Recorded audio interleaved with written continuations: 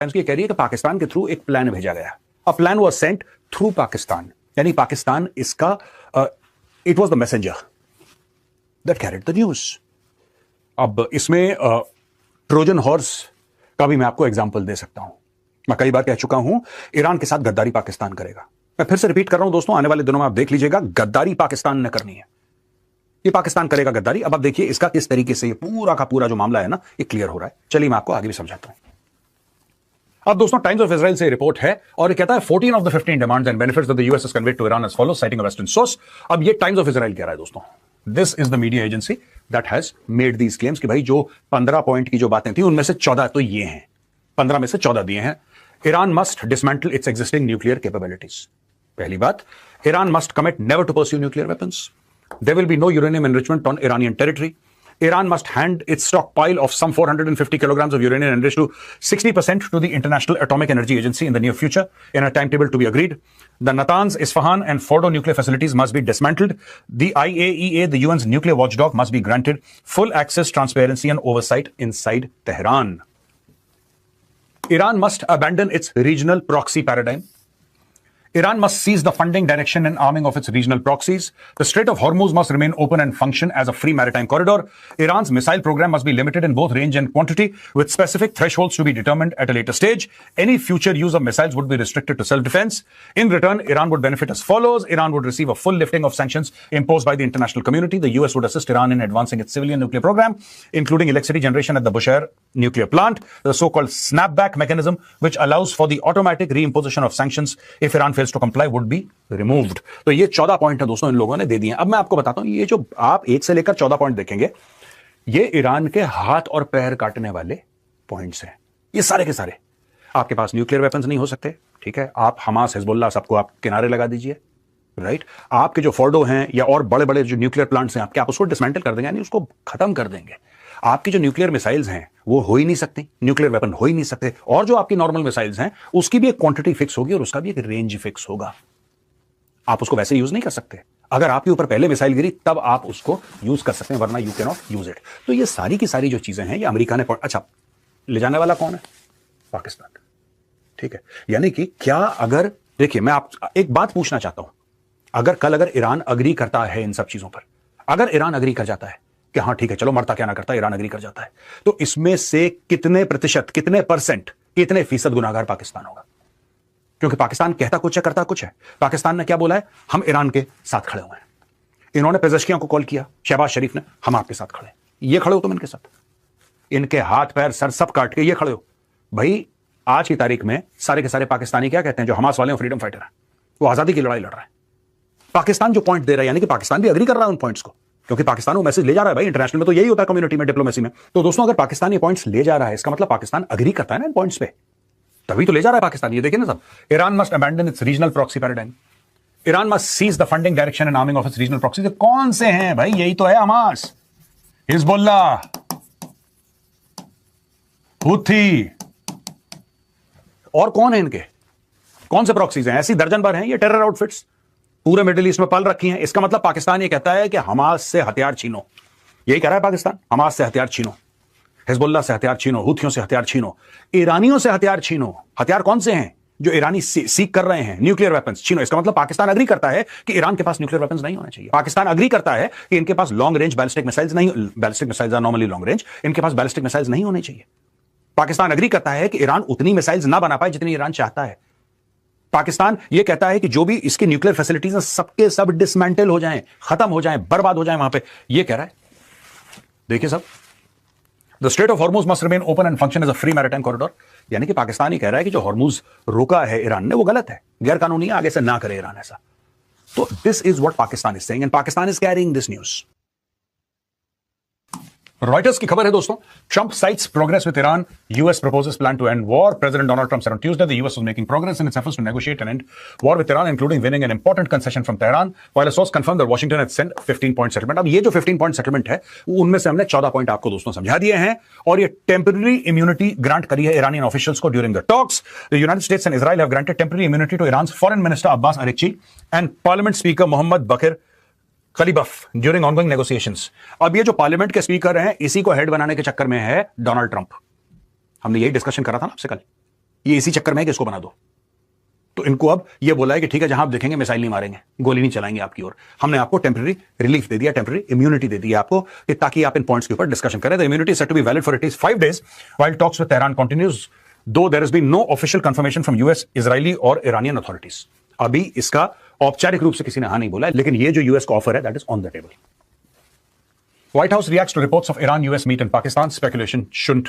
Pakistan's reportedly gearing up to take a central role to broker peace between Iran and the US amid a raging war that recently entered the 4th week, with reports claiming that Islamabad may be the destination for negotiations. अब ये बात चल रही है कि सब पाकिस्तान बीच में आ रहा है। अब मैं आपको एक बात बताता हूं, मैं बार बार कहता हूं ना, पाकिस्तानियों को बड़ा बुरा लगता है दोस्तों, मुझे फोन करते हैं, मैसेज करते हैं कि नहीं मेजर साहब आपका एनालिसिस गलत है। मेरा गलत नहीं है एनालिसिस। पाकिस्तान का इतिहास है, पाकिस्तान की एक हिस्ट्री है, सबके साथ उन्होंने धोखेबाजी की है, सबके साथ गद्दारी करी है, अमेरिकन से पैसा लिया, अमेरिकन मरवा दिया, अफगानों से ये गले मिले, हाथ मिलाया और अफगानों को जेल में डाल दिया। मैं क्या बताऊं मुल्ला बरादर को किसने जेल में डाला था? जो इनका एम्बेसडर था ज़ईफ, उसको जेल में किसने डाला? क्यों डाला? ये बड़े बड़े अधिकारी थे, बड़े बड़े ऑफिशियल्स थे तालिबान के। आज की तारीख में जो तालिबान इनसे गुस्सा है, कोई इनसे पूछे साहब क्यों गुस्सा है तालिबान भाई, what is the reason, why you so upset? Pakistan तो कहता है कि हमारे भाई हैं, आप गुस्सा क्यों हैं? क्योंकि दोस्तों उनको पता है जो पाकिस्तान ने भाई भाई कहकर जो जुल्म करे हैं, उसी तरीके से यहां पे देखिए। अब यहां पे मेन प्लेयर्स कौन कौन से हैं? इसमें पाकिस्तान प्लेयर नहीं है। एक ग्रीक माइथोलॉजी में कहानी है ट्रोजन हॉर्स की। तो ट्रॉय के अंदर घुसना था, एक शहर था ट्रॉय के अंदर, तो ग्रीक्स को घुसना था। तो एक लकड़ी का वो कोशिश कर रहे थे, तो किले के अंदर नहीं जा पा रहे थे, तो एक लकड़ी का घोड़ा जो है वो बनाया गया और बोला कि साहब ये आपके लिए गिफ्ट है बहुत बड़ी। तो ट्रॉय वालों ने बोला कि यार ये तो बहुत अच्छी गिफ्ट है। उन्होंने दरवाजे खोले, लकड़ी के अंदर ग्रीक सोल्जर्स थे जो गए और उन्होंने ट्रॉय को बर्बाद कर दिया। एक्लीज की कहानी है और बहुत लंबी चौड़ी चीज है, लेकिन आपको बता दूं Pakistan is that Trojan horse. मुझे नहीं लगता कि ईरान को ये मिलिटरीली इतना बर्बाद कर पाएंगे जितना पाकिस्तान दरवाजा अंदर से खोल के बर्बाद कर देगा इन लोगों को। ये मैं बड़ी जिम्मेदारी के साथ आपको कह रहा हूं। पाकिस्तान को पैसे कौन दे रहा है भाई? सोचिए, एक तरफ इजराइल और अमेरिका, एक तरफ अरब देश, ठीक है, और एक तरफ ईरान। ईरान के साथ है कौन इसमें? क्योंकि पाकिस्तान ने जो ये 14-15 टर्म्स एंड कंडीशंस जो पाकिस्तान ने फॉरवर्ड करी, न्यूयॉर्क टाइम्स कह रहा है, मैं नहीं कह रहा, जो पाकिस्तान ने फॉरवर्ड करी है सब चीजें, ये तो ईरान के हाथ पैर काट देंगे, ईरान के हाथ पैर काट देंगे, ईरान किसी काम का नहीं रह जाएगा। एक तो ये बात है। दूसरी चीज ये है, वही बात पुरानी, पाकिस्तान किस पे डिपेंडेंट है? क्या ईरान पैसे देता है पाकिस्तान को? नहीं। पैसे कौन देता है? सऊदी अरब। पैसे कौन देता है? ये गल्फ स्टेट्स, ये मुस्लिम देश जो बड़े अमीर हैं, रईस हैं, वो पैसे देते हैं। पैसे कौन देता है? अमेरिका। वर्ल्ड बैंक और IMF कौन चलाता है? अमेरिका। तो दोस्तों जब ये सब लोग पैसे देते हैं, तो आपको क्या लगता है कि जब नेगोशिएशन होंगे वो भी पाकिस्तान के अंदर होंगे, तो पाकिस्तान किसकी तरफ खड़ा रहेगा? मैंने तो बहुत पहले कह दिया था ये पीठ में खंजर उतारेंगे ईरान के। देखिए, पाकिस्तान एक बहुत तगड़ी इंटरेस्टेड पार्टी है इसमें। Pakistan is not neutral. और आज की तारीख में ये अगर चाहें तो ये कतर में करवाएं या कहीं पे भी करवाएं, कतर के ऊपर मिसाइल मार रखी है तो इन लोगों को कतर जाना थोड़ी सी मुश्किल होगी। The Qataris will not appreciate it. लेकिन पाकिस्तान ऐसा देश है जो कि ज्यादा दूर नहीं है, ईरान का नेबर है, ईरान पाकिस्तान जाने से नहीं डरेगा। लेकिन पाकिस्तान ने पैसे किससे पकड़े हैं? बार बार मैं एक ही बात कह रहा हूं ना, पाकिस्तान की लॉयल्टी उसकी तरफ है जिसने डॉलर दिए हैं। पाकिस्तान की वफादारी उससे है जो डॉलर देता है पाकिस्तानियों को। और किसने दिए डॉलर भाई? अरबों ने दिए हैं। और यहां पे इसलिए ये जो पॉइंट है इसलिए इंपॉर्टेंट है दोस्तों, क्योंकि crown Prince Mohammed bin Salman ने ये बोला है अमेरिकन को कि और मारो ईरानियों को। He has said hammer them more, इनको इतना मारो कि खत्म हो जाए। ये अभी बोला है 2 दिन पहले। इसलिए मैं आपको बता रहा हूं, ये पूरा एक गद्दारी का एक पूरा का पूरा एक प्लान बन रहा है जो कि पाकिस्तान बना रहा है। अब ये देखिए साहब, न्यूयॉर्क टाइम्स, ठीक है, मैं सोर्स आपको कोट कर रहा हूं, न्यूयॉर्क टाइम्स दुनिया का शायद सबसे मशहूर सबसे बड़ा अखबार है, बड़ा in terms of credibility. The New York times बड़ी बात है। ये क्या बोल रहा है? Saudi leader is set to push Trump to continue Iran war in recent calls. Saudi Arabia's de facto leader, Crown Prince Mohammed bin Salman, has been pushing President Trump to continue the war against Iran, arguing that the US-Israeli military campaign presents a historic opportunity to remake the Middle East. According to people briefed by the American officials on the conversations, in a series of conversations over the last week, Prince Mohammed has conveyed to Mr. Trump that he must press towards the destruction of Iran's hardline government. The people familiar with the conversation said. ये देखिए साहब, New York times क्या report कर रहा है। मैं कहता हूं पाकिस्तानी गद्दार, नहीं साहब, आपने वो ऐनक पहन रखे हैं, आपने वो चश्मे पहन रखे हैं, आप नफरत करते हैं पाकिस्तान से।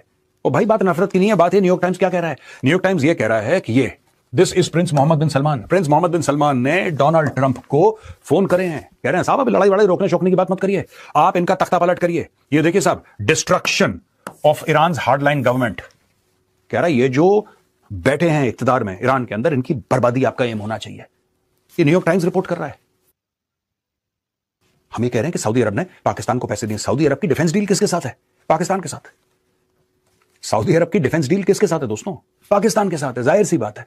It is with Pakistan. Khawaja Asif का स्टेटमेंट है, ख्वाजा आसिफ ने बोला है कि साहब हम ये कर देंगे और हम मर जाएंगे अरबों के लिए और हम अपनी जानें दे देंगे, और ये सब दुनिया भर की डायलॉगबाजी उसने करी है। पाकिस्तान किसके लिए लॉयल है? शेखों के लिए। शेख पैसा देते हैं। ईरान ने फूटी कौड़ी नहीं दी इनको।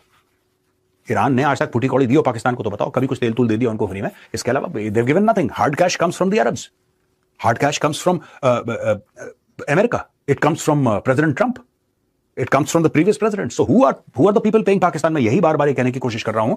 अगर आप इसको देखें कि सऊदी अरेबिया के जो डिफैक्टो लीडर हैं, इन्होंने बोला है, arguing the US Israeli military campaign presents a historic opportunity to remake the Middle East. इसके बाद ये मौका आपके पास नहीं आएगा। आप छटपटाते रहोगे, ये मौका कभी आपके पास नहीं आएगा। आज की तारीख में मौका है, ठोक दो ईरान को। ये सऊदी अरब कह रहा है, यही चीज डोनाल्ड ट्रंप कह रहा है। ये जो बहाना है ना, 1 महीने के लिए रुक जाओ, 1 महीने के लिए, ये कोई 1 महीना नहीं दोस्तों। ये सब मौके की तलाशी कर रहे हैं कि मोमेंटम जो है, ठीक है, मोमेंटम जो है ईरान का, मोमेंटम इनका ब्रेक हो जाए। That is what they are hoping for and that is what they are aiming for. और यहां पे जो ये पूरी की बात है, Prince Mohammed, the people familiar with the discussion said, has argued that Iran poses a long-term threat to the Gulf that can only be eliminated by getting rid of the government. Saudi officials rejected the idea that Prince Mohammed has pushed to prolong the war. Official तौर पे इन्होंने मना कर दिया, लेकिन यहां पे Mohammad bin Salman कई बार पहले भी बोल चुके हैं, लॉन्ग टर्म थ्रेट है हमारे लिए, ईरान को गायब करो। भाई जब आपने डिफेंस डील साइन करी थी पाकिस्तान के साथ, तो आपने ये बोला था ना कि जितने भी थ्रेट है हमारे, आप उनको टेक केयर करोगे, डिफेंस डील है। यही तो बात हुई थी डिफेंस डील में, पाकिस्तान और सऊदी अरब के बीच में। अब वो कह रहे हैं ईरान हमारे लिए लॉन्ग टर्म थ्रेट है। तो आपको क्या लगता है, इस्लामाबाद में कोई उनका बिल्कुल जिसको कहते हैं मेहमान नवाजी होगी वहां पे? Pakistan is where the betrayal will come from. ये मैं ईरानी लोगों को भी बता दूं, ईरानी सरकार को भी बता दूं, you will be betrayed by Pakistan. ये थी आज की वीडियो। अगर आप भारतीय मीडिया का रिएक्शन देखना और सुनना चाहते हो तो वी रिएक्शन चैनल को सब्सक्राइब करें और बेल आइकॉन को भी प्रेस करें ताकि नई आने वाली वीडियो का नोटिफिकेशन आपको मिल सके। और हमें टिकटॉक पर भी फॉलो करें। नेक्स्ट वीडियो पे मिलते हैं। अल्लाह हाफिज़।